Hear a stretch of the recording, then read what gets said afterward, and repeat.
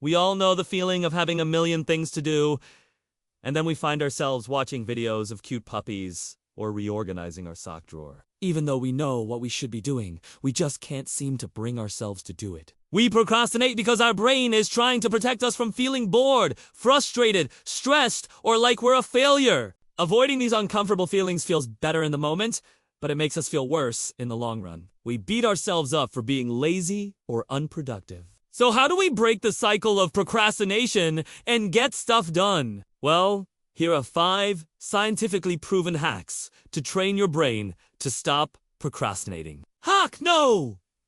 1. Break it down. Have you ever noticed that the most overwhelming tasks are also the ones you procrastinate on the most? That's because our brains are wired to resist anything that feels overwhelming. When we think I have to clean the entire house, it feels overwhelming, so our brain procrastinates. However, when we break it down to I just have to load the dishwasher, it feels much more manageable. Our brain doesn't fight us as much. It's the same task, but the way we think about it changes everything. Breaking down big tasks into smaller ones helps us focus on what's immediately in front of us instead of everything that's still left to do. By taking action on small steps, we build momentum and motivation to keep going. Hack no! 2. The 2-minute rule. There are always small tasks that pile up throughout the day, like sending an email, clipping a coupon, or washing a cup. These little things take almost no time at all, but they make us feel overwhelmed when we keep putting them off. That's why it's important to do them right away. When we learn to clear small hurdles quickly, we train our brain to keep moving forward without getting stuck. The key is to not let small tasks pile up. Hack no! 3. The 5-minute start trick. We often procrastinate because we feel like we have to be motivated, inspired, or in the mood for what we're doing. But motivation doesn't always show up when we want it to. So instead of waiting around for it, trick your brain into starting anyway. Tell yourself you'll only work for 5 minutes.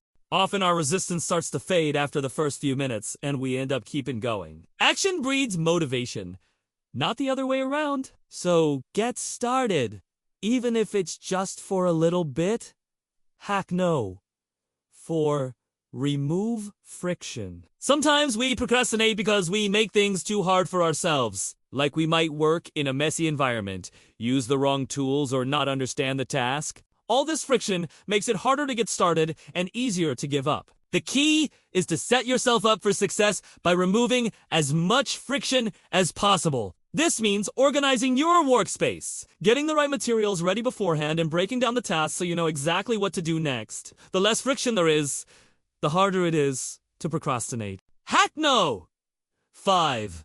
Reward progress, not perfection. We often procrastinate because we're afraid of not doing something perfectly. But perfection doesn't exist, and it's not actually what we want anyway. What we really want is to feel good about ourselves and our accomplishments. So reward yourself for making progress, not for doing everything perfectly. This could mean celebrating small wins, crossing things off your to-do list, or giving yourself a pat on the back. When you reward progress, you teach your brain that moving forward is more important than moving fast. And here's a quick reset for when you're really stuck. It's called the 5-5-5 rule. Do 5 push-ups or 5 minutes of walking to move your body. Spend 5 minutes journaling to clear your mind. Then do 5 minutes of focused work on one small task. This snaps your brain out of procrastination mode and into momentum. Remember, procrastination isn't about laziness. It's about trying to avoid discomfort. By understanding this, you can change the way you think about tasks and make it easier to get them done. Use these hacks to break the cycle of procrastination and start making progress toward your goals. And remember, every small step counts. Just take the next step, and then the next one after that. You've got this!